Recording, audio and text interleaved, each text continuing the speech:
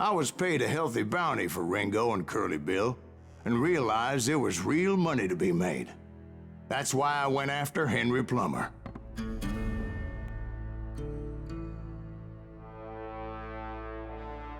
Now, wasn't he the sheriff who augmented his income by shaking down miners and robbing gold shipments? That's the one. Oh yeah, I remember him. He ran that gang of thieving outlaws called the Innocents. So it's true that you went toe-to-toe with him? Indeed I did, son. Indeed I did.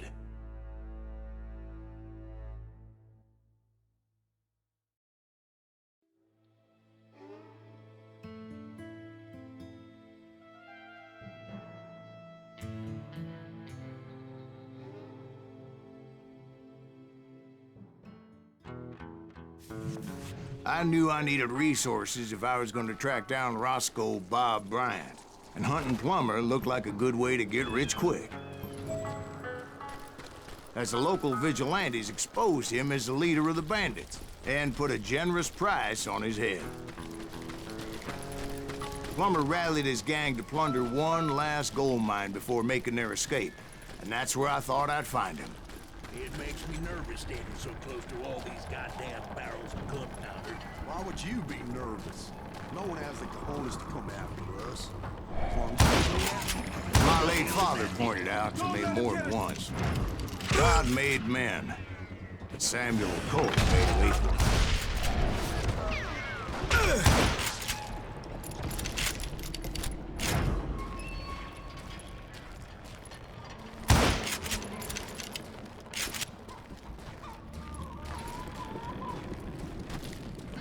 I knew that dynamite wasn't mine, so I decided the polite thing would be to return it.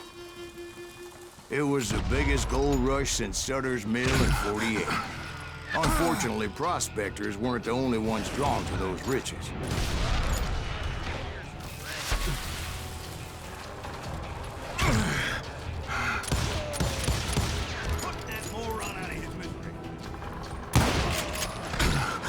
There were thieves and killers, robbing travelers and hijacking gold shipments. Like those that ran with Plummer.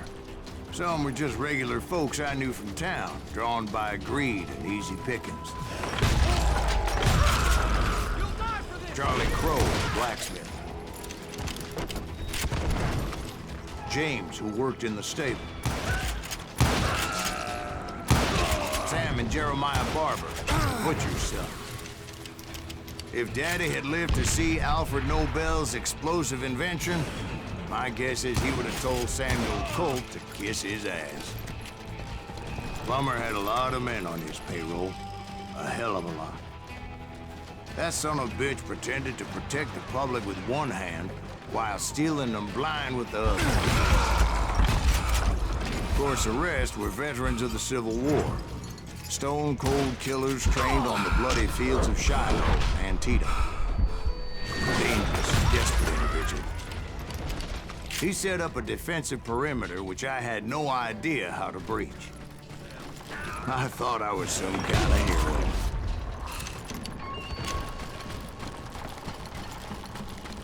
I finally made it past and headed on to meet my destiny.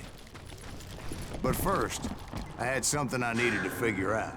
I had a few ideas on how to get into that mine, but once I made my decision, I knew there was no turning back. So my first thought was to enter the nearest mine portal. I saw an entrance. Made sense. It was the quickest way in, but that also made it more dangerous, as there would undoubtedly be enemy pickets posted along the way.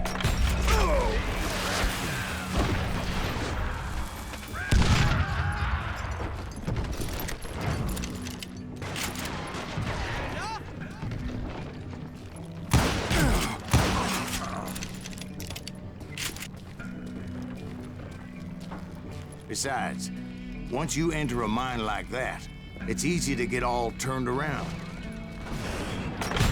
And that confusing maze of corridors wouldn't even be the worst of it. Some of those shafts could be as deep as hell. A single stumble or misstep can easily end in a deadly plunge to oblivion.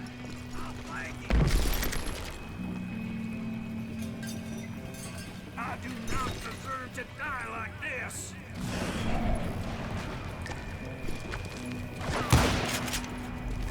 Quick reflexes often make up for a lack of common sense. Luckily, I was never one to be easily bushwhacked. I would just need to be careful not to blow myself to kingdom come.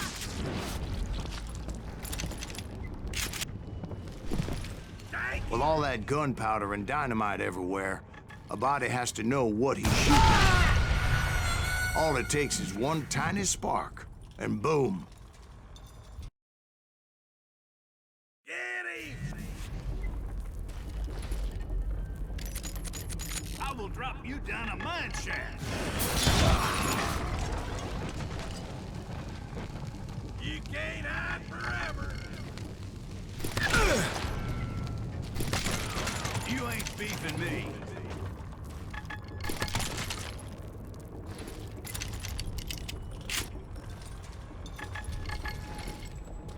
Time to blow your shit up.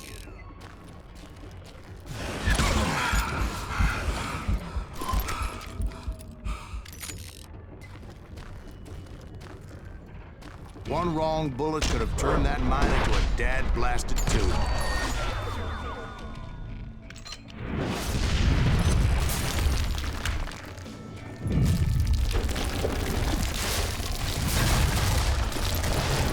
I freely admit that my plan of attack was not just moronic, but clearly insane.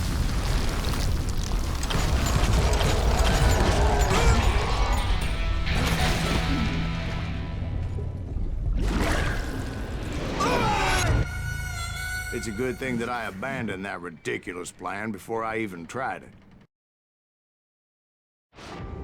Instead, I spotted a ladder, a way into the mine from the opposite side.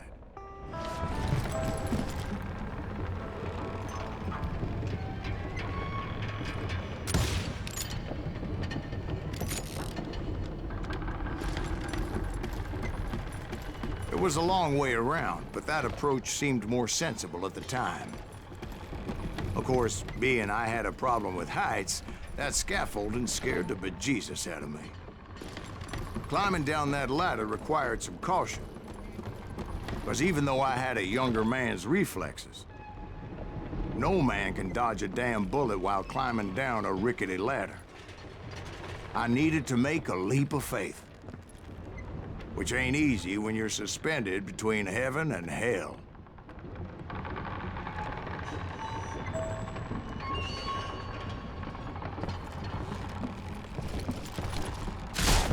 I was determined not to give up, however. That Sheriff Plummer seemed quite the despicable character. When the vigilantes discovered what the sheriff was up to, people were outraged. That 10,000 they put on his head would go a long way to helping me find old Bob. And I had made it my mission to settle that score come hell or high water.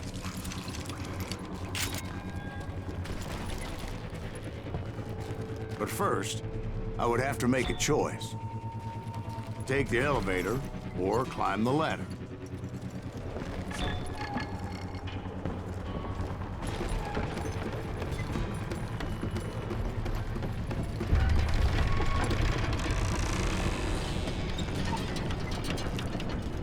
I wanted to use the element of surprise. Plus, I figured I could use the exercise. I was warmed up already, so what the hell?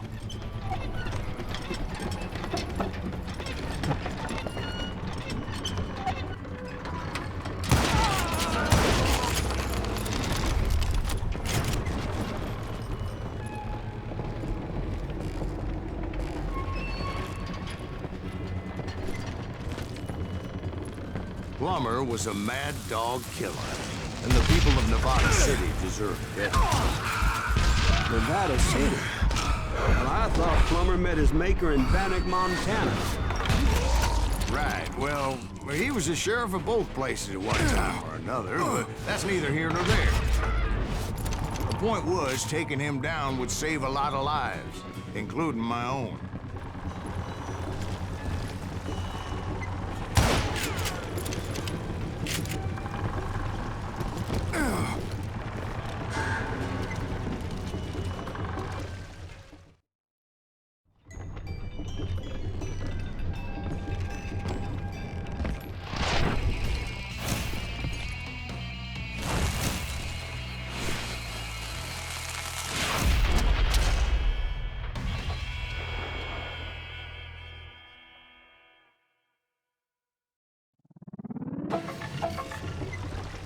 this, you son of a bitch? This game is just getting worse and worse for you.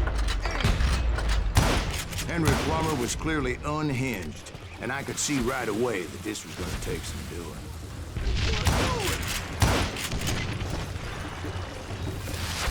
Who said you could throw dynamite? I got a lot more dynamite than you did! Come on, boys! Take this cocksucker out!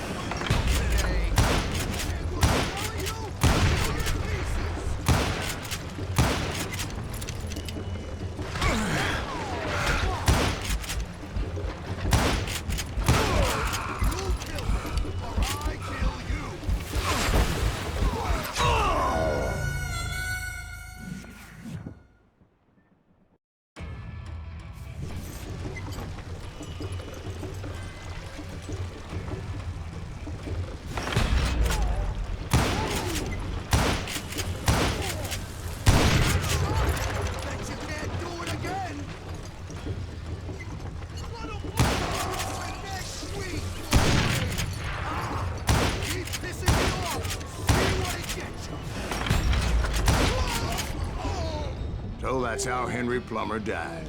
Him and his crew were worth their weight in gold. And now, I was officially a bounty hunter.